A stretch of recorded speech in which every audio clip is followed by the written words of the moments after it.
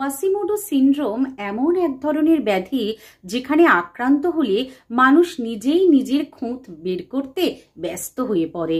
নিজের ছোটখাটো ত্রুটি খুঁজতে আক্রান্ত মানুষটি অস্থির হয়ে পড়ে। এই ধরনের রোগে আক্রান্ত ব্যক্তি নিজেকে বারংবার আয়নার সামনে দেখে এবং বিভিন্নভাবে নিজের শারীরিক ত্রুটি খুঁজে বের করার চেষ্টা করে।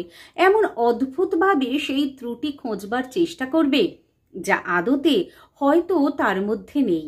এরা ছবি তুলতে চায় না, ক্যামেরার সামনে যেতে চায় না, পাছে তাকে দেখতে খারাপ লাগে বা শারীরিক ত্রুটি অন্য মানুষের সামনে প্রকাশ পায়। এই সমস্যার ফলে তাদের সেলফ এস্টিম কমে যেতে থাকে, ব্যক্তিগত সম্পর্ক নষ্ট হয়ে যেতে থাকে।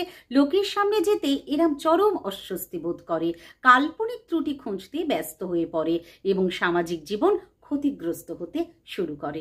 কাউন্সেলিং এবং সাইকোথেরাপির দ্বারা ভালোভাবে থাকা যায়।